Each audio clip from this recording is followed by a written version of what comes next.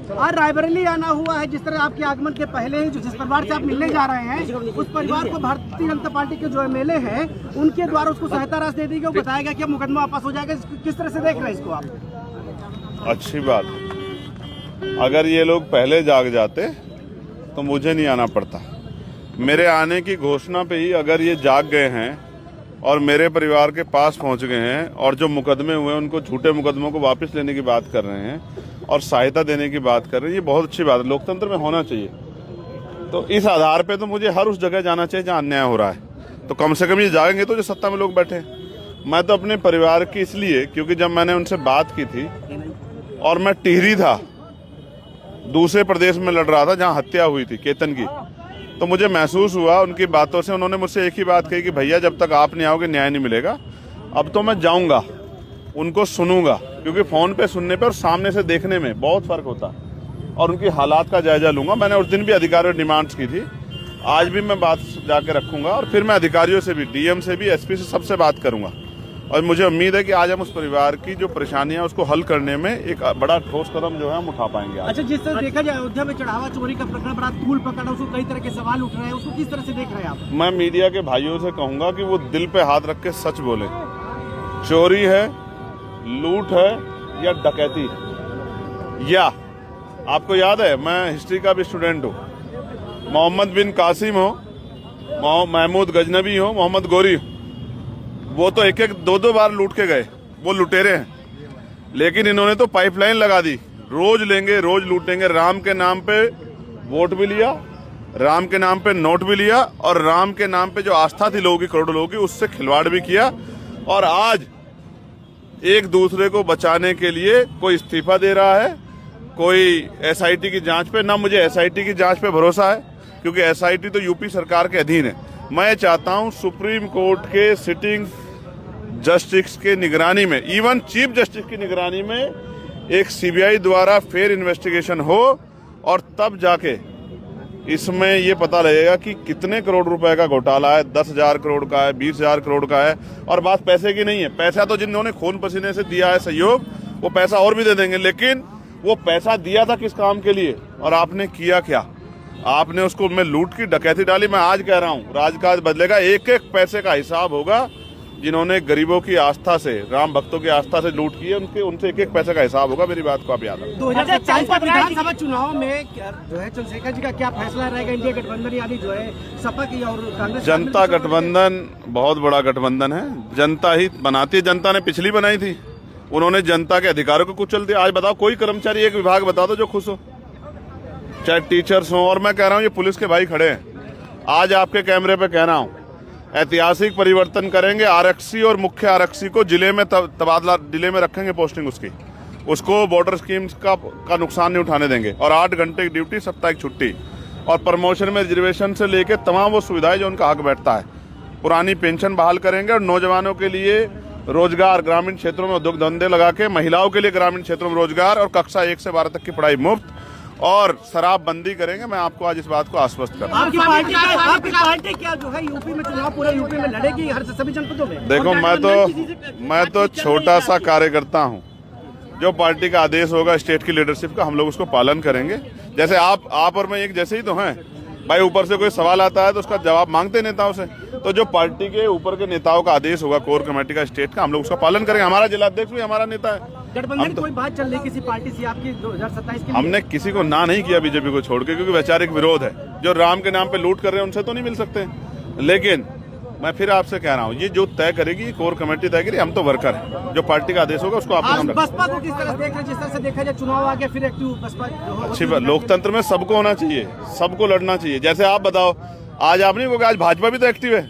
मैं यहाँ आ रहा हूँ तो क्यों गए वहाँ? अब से पहले क्यों नहीं गए? क्या मेवालाल का परिवार चांद पे था? लेकिन आज उनको याद आई क्योंकि चंद्रशेखर आ रहा है, और क्योंकि ये सारा, वो कहते हैं ना, एक डायलॉग है कि ये वोट का चक्कर है बाबू भाई। ये जनता पे वोट ना होती तो ये बड़े बड़े कुर्ते वाले, बड़ी बड़ी गाड़ियों वाले मेरे गरीब परिवारों के घर नहीं आते। ये वोट का चक्कर है बाबू भाई। जिस तरह से जहाँ जा रहे हैं आप, मेवालाल जी के परिवार को आश्वासन दिया गया, लेकिन जबानी आश्वासन दिया गया, तो आप जाएंगे नहीं? जो कुछ होगा लिखित में होगा। मेरी बात को आप याद रखना, वरना उठूंगा नहीं मैं वहाँ से, उठूंगा नहीं वहाँ से, वहीं बैठ जाऊंगा। अगर आज लिखित स्वामी प्रसाद मौर्य आपसे मुलाकात करने गए रायबरेली के बड़ा, अगर मैं आज जल्दी पहुँच गया तो उनसे मिलने के लिए जाऊंगा घर पे। मुझे पता लगा उनकी तबीयत खराब, बस ठीक है। प्यार दिया है, बहुत कुछ दिया है, लेकिन अगर आज मैं अपनी जिंदगी दांव पे लगा करके इस जंग में कूद पड़ा हूं तो इसका मकसद तुम नहीं समझोगे तो कौन समझेगा। निकाल लो, आप निकाल लो मेरा खून, लेकिन इस तरीके से ना तो मेरे समाज का ना मेरा सर इस तरीके से ना झुकाओ सारी दुनिया के सामने। मेरी आप सबसे अपील है हाथ जोड़ के। मैंने कभी नहीं कहा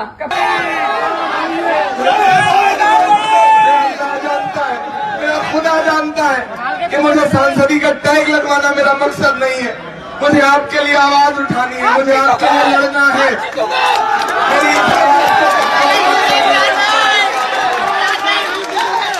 मैं बड़ी उम्मीदें लेकर तुम्हारे शहर में आया हूँ, मैं तुम्हारे शहर से जाने नहीं आया हूँ।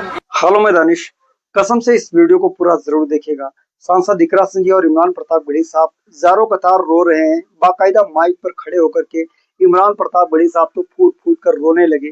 2018 में अपने चुनाव प्रचार के दौरान वोट की अपील कर रहे थे। कुछ ऐसा पल आया कि इमरान प्रताप गढ़ी साहब माइक पर चीख चीख करके रोने लगे। इस कंप्लीट वीडियो को जरूर देखिएगा। सांसद इकरा सिंह जी भी अपनी बात कहते हुए रोने लगी। क्यों चीख चीख कर रोने लगे, आइए इस वीडियो के माध्यम से जानने की कोशिश करते हैं। आइए वीडियो को देखते हैं। पार्लियामेंट में पहुंचने के बाद इस बात का खौफ न रहे कि पार्टी क्या सोचेगी, हमारा नेता क्या सोचेगा। मैं सिर्फ ये सोचूंगा कि मुरादाबाद की आवाम क्या सोचेगी। मेरी जवाबदेही मुरादाबाद के लिए है, मेरी जवाबदेही किसी और के लिए नहीं रहेगी। मेरी जवाबदेही सबसे पहले मुरादाबाद की आवाम के लिए रहेगी। मुरादाबाद वालों, मेरे अपनों, मैं अब अपनों ही कहूंगा आपको, आप चाहे जो फैसला करें। मैं आपसे बहुत जज्बाती होकर गुफ्तगू कर रहा हूं, बहुत जज्बाती होकर गुफ्तगू कर रहा हूं। बड़ी सुकून की जिंदगी थी, ड्रिप लगी हुई है पिछले 4 दिन से मुसलसल। यहां से छुट्टी मिलती है जनसभाओं के बाद, 2 घंटे जनसंपर्क के बाद तो 1 बजे 2 बजे डॉक्टर के पास जाता हूं, इंजेक्शन लेता हूं, ड्रिप लगवाता हूं। उसके बाद सुबह 8 बजे फिर गलियों गलियों कूचों कूचों की खाक छानने निकल जाता हूं। क्यों कर रहा हूं मैं ये सब, क्यों कर रहा हूं?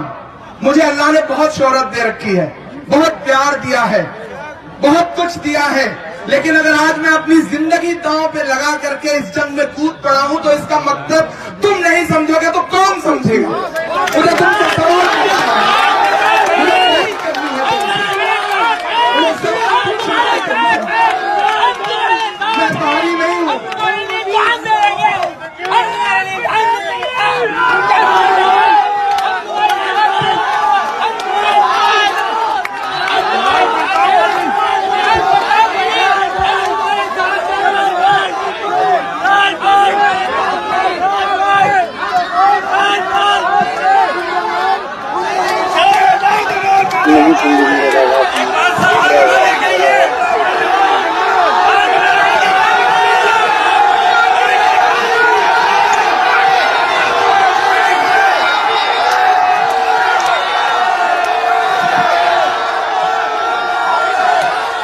नहीं दिखे उनके जज्बात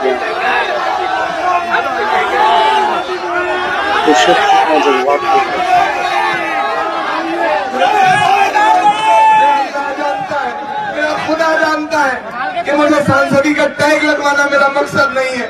मुझे आपके लिए आवाज उठानी है, मुझे आपके लिए लड़ना है।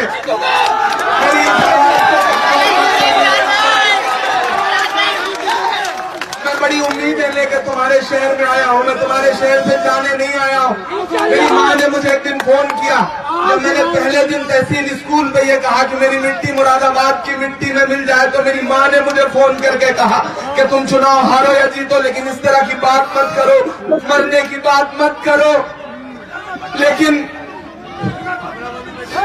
मैं क्या कहूँ,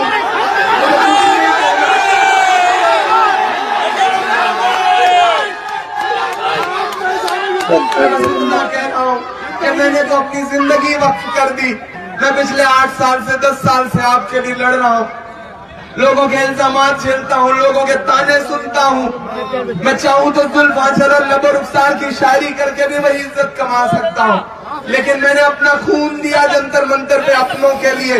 जब मॉब लिंचिंग के शिकार लोग 50 से ज्यादा तुम्हारे लहूलुहान लोग मारे जा रहे थे, तो पूछो कि ये लोग पार्टियां कहाँ थी, ये नेता कहाँ थे, कौन जा रहा था पहलू खान के घर, कौन खड़ा था नजीब की मां के साथ, कौन खड़ा था अफराद के परिवार के साथ।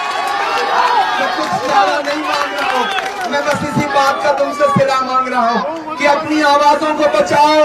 बहुत चंद लोग हैं जो तुम्हारे लिए लड़ रहे हैं, अगर उन्हें भी नहीं बचा पाओगे तो कल कौन बोलेगा तुम्हारे लिए। ये तुम्हें फैसला करना पड़ेगा तुम्हें। इसमें तुम्हें कुर्बानी देनी पड़ेगी। जब मकसद बड़ा होता है तो कुर्बानी देनी पड़ती है। मुरादाबाद वालों, ये मकसद बहुत बड़ा है, ये मकसद तुम्हारी आने वाली नस्लों का है। मुझे तुम्हारे लिए यूनिवर्सिटी बनानी है, मुझे तुम्हारे IAS IPS बच्चों के लिए फ्री कोचिंग बनानी है, मुझे स्कूल बनाने हैं, मुझे हिंदुस्तान के हर मजलूम इंसान की आवाज पार्लियामेंट में खड़े होकर के बोलनी है।